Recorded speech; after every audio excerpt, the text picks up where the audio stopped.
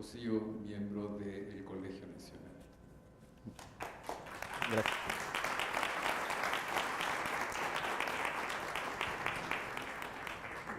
Muy buenas tardes tengan todos ustedes, de verdad es un gusto estar aquí en este evento que hemos organizado con los doctores Lara y Lascano. Creo que es muy interesante el tema y creo que va muy bien esta tarde. Yo de lo que quiero hablarles es de los temas jurídicos en Lutero. Desde luego, Lutero no es un escritor que haya dedicado su tiempo ni haya dedicado una reflexión particular al tema del derecho, al tema del Estado, pero por la forma en la que se fueron realizando las cosas, el modo en que se fueron imbricando los hechos, que ahora vamos a ver, algunos ya han sido comentados y muy bien comentados, me parece que van a ver ustedes que sí hay alguna importancia central en el tiempo de su vida, algunos años después, y por supuesto, y como ha sido destacado ya por algunos de los participantes, para la modernidad que hoy estamos viviendo. Lo primero que hay que tener claro, me parece, es que en Lutero hay un fundamento teológico ineludible. No hay un pensamiento, dice Leo Strauss, este importante profesor de la Universidad de Chicago, que se dedica a la historia de las ideas, un pensamiento político particular, sino que hay un fundamento teológico en su obra. Hace un momento la maestra Tercero citaba esta muy conocida biografía de Lutero que escribe Lucien Febvre, que está en los breviarios del fondo, que es de 1927, y Lucien Febvre cree encontrar las razones por las cuales Lutero tiene una forma particular de entender el Evangelio en la carta de San Pablo a los Romanos, en el capítulo 3, versículo 28, donde dice, y cito, porque sostenemos que todos somos justificados por la fe y no por las obras que la ley exige. Un investigador reciente, un biógrafo de Lutero, en una muy linda biografía que acaba de publicar Trotta hace unos pocos meses, encuentra en la misma epístola de San Pablo a los Romanos, pero ahora en el capítulo 1, versículo 17, el fundamento de Lutero en estas palabras. Porque en el Evangelio la justicia de Dios se revela por la fe y para la fe, como está escrito, el justo vivirá por la fe. Cualquiera que sea el origen, si tiene razón Febvre o tiene razón Kaufmann o algunos otros autores que pudiéramos nosotros citar, lo que sí parece indudable es que hay una búsqueda efectivamente de la verdad, de la justicia por la fe y no evidentemente una construcción política, una construcción jurídica distinta. En palabras de algunos de sus intérpretes, Dios regala la justicia en virtud de la fe y así es como se logra vivir eternamente. La justicia es la fuerza efectiva de Dios transmitida desde luego por la fe. Todo queda cifrado en la gracia salvadora de Dios sin ser relevante para ella la capacidad natural del hombre y como lo han señalado también algunas de las personas que me antecedieron, no por las obras concretas que se van realizando. Lo que le interesa entonces, me parece, y es bastante claro en sus distintas expresiones, a Lutero es atender directamente a los evangelios, no atender a la doctrina, como no sea algunas de las interpretaciones que también se ha hecho mención, y primordialmente de San Agustín. Él, según comentan también distintos autores, lo que le interesa es una textualidad de las Sagradas Escrituras, no alegorías de estas, una sujeción a un método académico de interpretación y no aportaciones espontáneas de entendimiento de la Biblia. Creo que esto es muy importante. No se trata de que cada quien se acerque y entienda lo que quiera entender, a diferencia de otras corrientes que nacieron en su tiempo, sino que esta manera de entender los textos sagrados debe tener algún tipo de metodología y formas de entendimiento. Como ya se ha dicho, en 1517, que se hayan fijado en la puerta o no, eso es un tema que me parece que es uno de los mitos fundacionales también del luteranismo y de la Reforma, pero en fin, se hayan fijado o no las tesis, lo interesante del fenómeno es que se publican estas 95 tesis. La maestra Tercero leyó algunas de ellas, yo no lo voy a hacer, pero si ustedes las ven, no hay en ellas, desde mi punto de vista, ningún pronunciamiento jurídico, no hay ningún pronunciamiento político, son discusiones que tienen que ver fundamentalmente con las indulgencias, con la manera de vivir y lograr la gracia. Esto se publica, digo, en 1517. En 1518 hay un tratado sobre la indulgencia y la gracia, en el cual tampoco, un texto importante,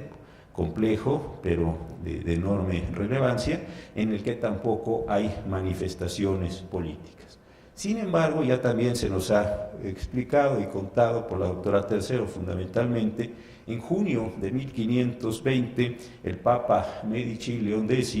expide la bula Exsurge Dome, en la cual le pide, voy a decirlo así abreviadamente a Lutero, que se retracte de las tesis que había sostenido fundamentalmente en los dos textos a que acabo de hacer alusión.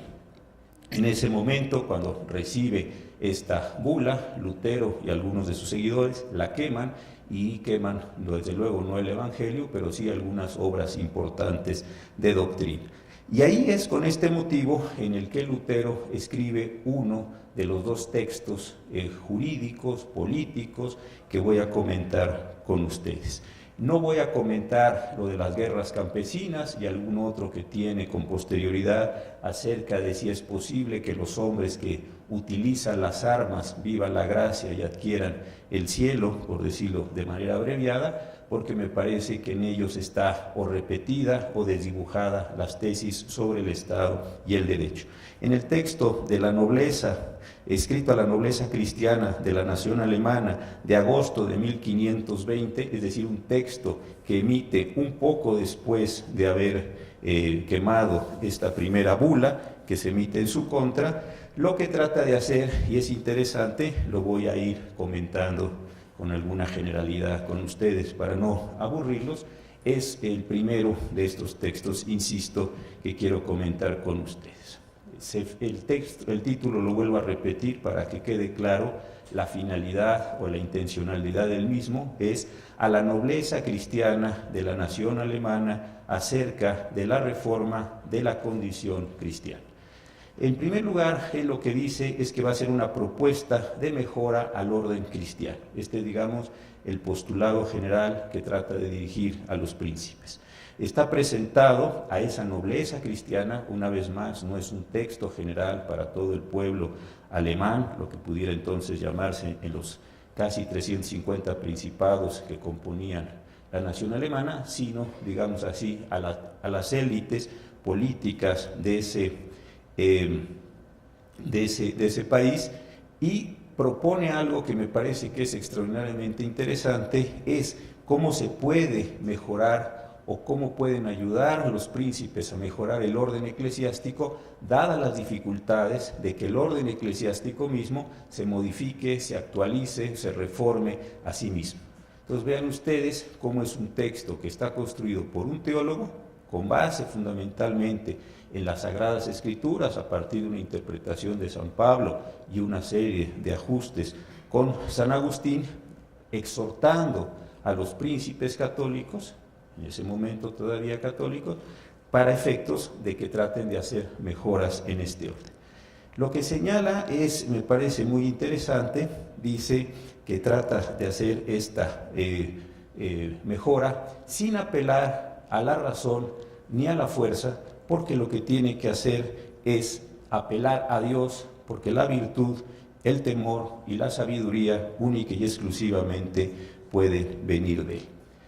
La forma en la que está presentado el texto es aludiendo a tres murallas, dice él, que los romanistas, es decir, los seguidores del Papa, de León X, han construido para generar una defensa a fin de que no se pueda modificar o no se pueda ajustar este orden. En primer lugar, dice él, si se les habla del poder secular,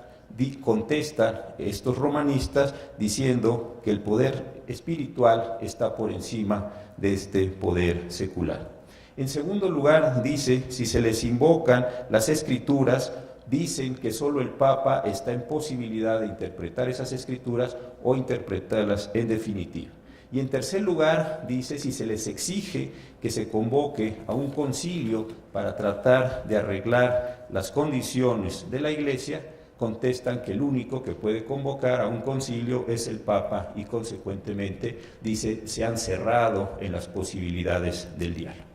Hasta aquí parece que el asunto sigue siendo de orden teológico, pero él invocando o pidiendo a Dios que le conceda una de las trompetas con las cuales se derribaron las murallas de Jericó, enfrenta de una manera, la verdad, muy interesante, muy dialéctica, cada una de estas tres murallas que se han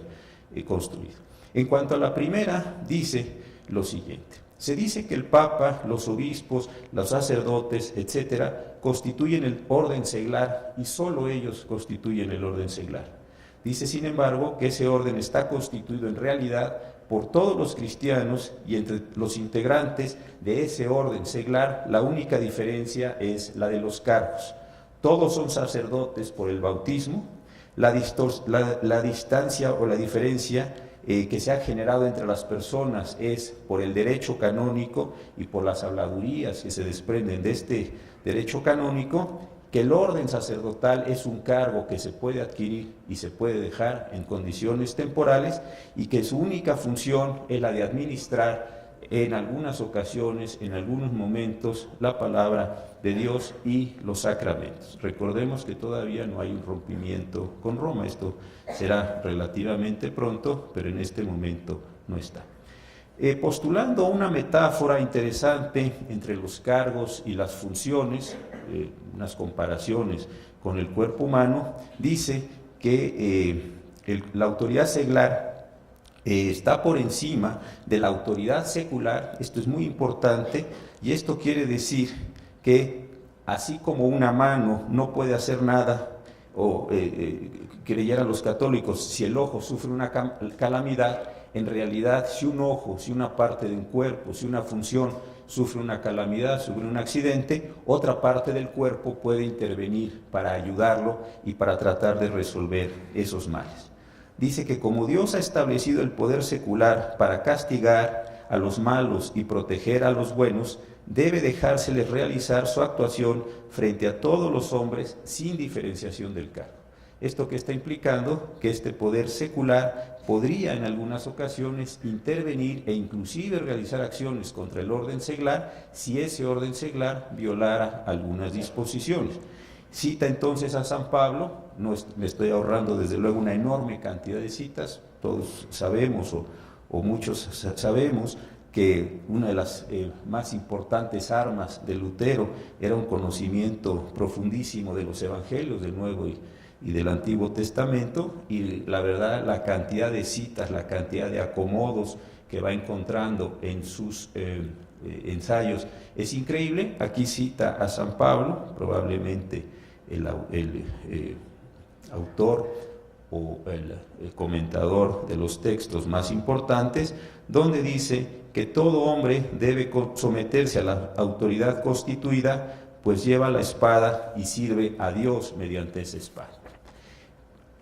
Todas las autoridades deben entonces someterse a la autoridad secular. Si todos los hombres son iguales, otra vez por el bautismo, ninguno puede reclamar para sí una preferencia, y ello es una invención humana, puesto en el derecho canónico el establecimiento de las diferencias y el tratar de que algunas personas no estén sometidas a este poder secular. Con esto entonces pretende derribar la primera de las murallas, que como habíamos dicho es esta relación de que cuando se le habla a los sacerdotes o se le habla a la iglesia del poder secular, contestan diciendo que el poder espiritual no está sometido a ellos.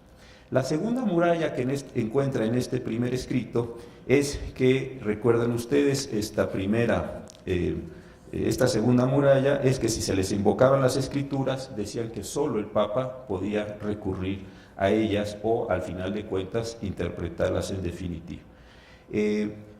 Decir que el orden seglar es el único maestro de la escritura lo enfrenta diciendo que las llaves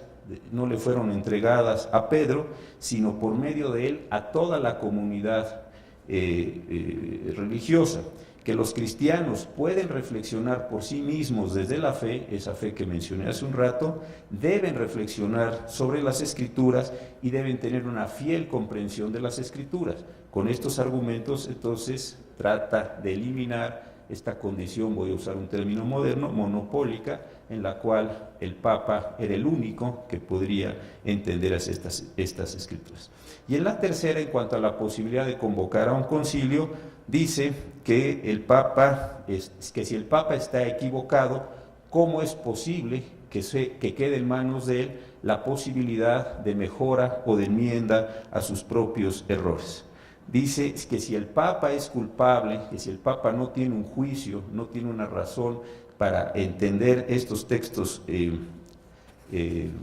sagrados, ¿cómo es entonces posible que él sea el único que pueda convocar? Aquí descuelga una tesis, la verdad en el texto no es del todo clara, pero lo que dice es que existe la posibilidad, y es lícito en determinadas ocasiones, luchar contra el Papa, que el único poder en la Iglesia va hacia su perfeccionamiento, y que si el Papa quiere impedir un concilio que lleve al perfeccionamiento de la Iglesia, lo que a final de cuentas está estableciendo es un impedimento para estas condiciones. Por supuesto que no está escrito de una manera clara, no hay una tesis final como una conclusión que uno podría ver, pero sí me parece que hay una insinuación muy importante en estos casos, y es en relación con los poderes seculares y los poderes seglares. Me parece que leyendo este texto uno podría decir, al final de cuentas, como tesis, que los poderes seculares deben luchar contra el poder seglar cuando este último no busque el bien de la Iglesia, Papa incluido. Me parece que es un texto, insisto, no tiene una tesis, estamos en este momento que yo he llamado intermedio entre las dos bulas, y todavía no hay una pretensión. Pero prácticamente lo que está exhortando es a estos príncipes alemanes a esta noción de si el Papa es un impedimento para, en consecuencia, debiéramos eliminarlo. Poco tiempo después de este texto se emite la segunda bula, la Deces Romanum Pontificem, de enero de 1521, en donde se da la excomunión. Iba a ser una mención a lo que pasó en la Dieta de Worms, pero creo que la maestra Tercero hizo una explicación muy completa de esto. Al final de cuentas ella lo dijo con claridad, no se puede ejecutar, hay una serie de razones políticas. Carlos V se va a Italia a tratar de defender ahí algunos reinos, y con ese motivo queda sin posibilidad de ejecutarse estas razones. El segundo texto entonces sobre el que quiero hablar es el denominado así, sobre la autoridad secular, hasta dónde se le debe obediencia. Este ya es después de que es excomulgado, este ya es después de la traducción de la Biblia, la que nos habló el doctor Lara, y aquí sí es un texto mucho más interesante, porque aquí abre esta diferenciación entre la autoridad secular y su espada, cuál es el fundamento de la autoridad y cuáles son los límites y las posibilidades de ejercicio. El fundamento general es una cita de San Mateo, del evangelista, donde se dice que no se debe resistir el mal, sino ceder ante él. A quien te quite la túnica, debe darle también la capa. Es decir, hay una idea de que al final de cuentas los cristianos, los verdaderos cristianos, los cristianos creyentes, los cristianos de fe, no quienes pasan por cristianos y simplemente realizan algunas prácticas, tienen que asumir completamente la idea de la realización del mal respecto de sí mismos. Y dice en una cita una vez más de la Epístola de los Romanos, que mí es la venganza, dice el Señor, yo daré lo merecido. Consecuentemente, no queda en manos de las personas el llevar a cabo o realizar las venganzas. Planteada esta tesis general sobre los cristianos, se plantea una segunda cuestión o una primera cuestión a partir de este fundamento de enorme importancia. ¿Cuál es la necesidad y cuál es la fundamentación de la autoridad secular? Parte de una idea muy conocida: si todos fuéramos buenos, si todos fuéramos verdaderos cristianos, no habría necesidad de una autoridad secular. Todo el mundo se comportaría bien, todo el mundo estaría haciendo lo que debe hacer con respecto a sí mismo y con respecto a su prójimo. Pero al final de cuentas, como es bastante evidente, entiende que esto no está en la posibilidad de los seres humanos, que hay cristianos que no se comportan como lo mandan las Escrituras, y que hay también un conjunto de personas que no son cristianas y que se tienen que portar o que se portan realmente mal. Y consecuentemente, bajo estas condiciones, justifica la necesidad de esta autoridad secular para efectos de imponer los castigos a las personas cuando no se estén comportando adecuadamente. Un segundo tema, voy un poco rápido, ya me hicieron la seña que me queda poco tiempo. Aquí tengo en la primera fila varias personas, ustedes no los ven, pero me hacen señas así, como en el béisbol. Yo me siento bateador aquí arriba, pero voy a tratar de ir arriba. Entonces, está planteando esta idea. Una vez que ha dicho de dónde viene este origen de la autoridad, se plantea un segundo y me parece más interesante problema. ¿Cuál es la extensión y los límites de la autoridad secular? Dices, y este es el problema más interesante que me parece este texto, lo que al final de cuentas dice, la autoridad secular no puede llegar al reino de Dios. Debe haber una clara precisión para no castigar mucho ni castigar poco, es decir, para no tratar de invadir el reino, para no tratar de establecer o imponer un conjunto de decisiones o un conjunto de coacciones respecto de todas las personas. ¿Cuál es entonces el orden o cuál es entonces la magnitud, digamos así, para medir cuándo es mucho o cuándo es poco? Pues básicamente dice, las autoridades seculares lo que tienen que cuidar es simplemente en no intervenir en las almas. Es una expresión bastante ambigua, no pueden regular todos aquellos aspectos que tienen que ver con la fe. En todo aquello que no tenga que ver con la fe, las autoridades seculares tienen la posibilidad y deben establecer los límites, las normas y los castigos en esa misma dimensión o en ese mismo caso. Y al final tiene una exhortación muy interesante para, sabiendo cuáles son los límites, de qué manera se tienen que regular esas condiciones. Me quedan 5 minutos. ¿Ven ustedes cómo estoy aquí yo muy sometido? Bueno, la cuestión es entonces que hace una apelación a una motividad, dice no puede haber una condición relativa solo a las doctrinas jurídicas, no puede interpretarse conforme a la letra de la ley, tiene que haber una moderación, tiene que haber por parte de los príncipes una condición de interposición o de actuación del corazón. Y aquí hay una parte final en donde nuevamente apela a la fe de los creyentes, entre ellos desde luego a las autoridades seculares o a quienes ejercen la autoridad secular, para el efecto de poder controlar estos mismos efectos. Les decía yo que Leo Strauss, que tiene una interpretación muy interesante sobre esto, creo que tiene razón cuando al final de cuentas dice no hay una teoría jurídica, no hay una teoría política en Lutero y tampoco tiene esta dimensión. Creo que lo que él está haciendo es mantener un equilibrio entre las posiciones políticas, desde luego, desde el Principado de Sajonia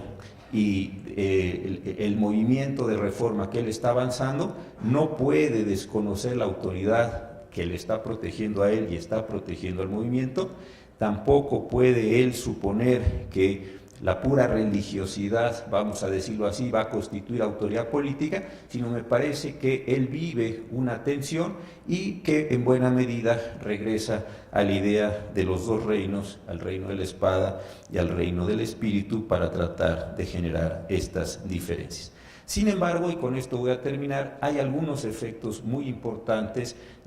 no de las doctrinas jurídico-políticas de Lutero, pero sí del movimiento. El primero me parece que es el Tratado de Augsburgo de 1555, donde se define este principio tan importante para los años que venía a seguir, el principio que los pueblos tienen que adoptar la religión de sus príncipes y si no le gusta la religión de sus príncipes, emigrar de aquel territorio en el cual estaban viviendo. Esto me parece que es de una extraordinaria importancia jurídica, va a tener después una enorme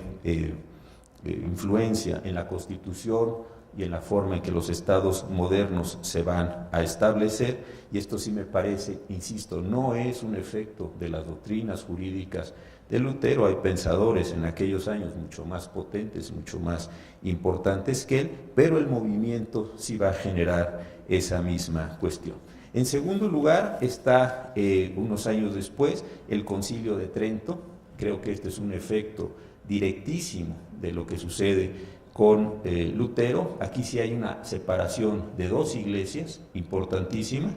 hay una reafirmación de algunas de las tesis contra las cuales Lutero estaba luchando, el tema de las Sagradas Escrituras, más la doctrina, el tema de la interpretación prácticamente exclusiva de la iglesia, el tema de la salvación por la fe y por las obras, no solo por la fe como lo plantea Ben, el culto a los santos, cambios en la vida monacal, una aceptación parcial de las reliquias. Y en el largo plazo, ya lo han dicho varios de las personas que me antecedieron, sí hay un cambio muy importante, no como efecto de la doctrina jurídico-política del propio Lutero, que me parece que era mucho más contextual, insisto, a lo que estaba viviendo la Alemania de entonces, pero sí a lo que es el principio de tolerancia, la posibilidad de una vida interior, las libertades de creencia, las libertades en alguna medida como genealogía o como génesis de la libertad de expresión, y también me parece la terminación de un derecho divino de los reyes, que tuvo un enorme fundamento medieval, y al final de cuentas todo este movimiento va a desembocar en el siglo XVII inglés y sus distintas revoluciones, que para quienes hacemos derecho es uno de los fundamentos más importantes del constitucionalismo histórico de aquellos años, con los distintos momentos que se viven, la Carta de Habeas Corpus, la Carta de los Derechos, la formación de poderes judiciales, el control sobre el Parlamento, por ejemplo, y también, desde luego, los trabajos de Locke y algunos otros autores que no alcanza el tiempo a comentar para estos efectos. Entonces, sí, termino diciendo que en el caso de Lutero no hay, por decirlo así, un pensamiento novedoso en materia jurídico-política, hay una repetición y una actualización de los dos reinos con un fundamento más bíblico que doctrinal, pero sí me parece que hay un germen importante por la forma en que se dieron los hechos históricos de lo que hoy es nuestra modernidad, inclusive jurídico y política. Muchas gracias.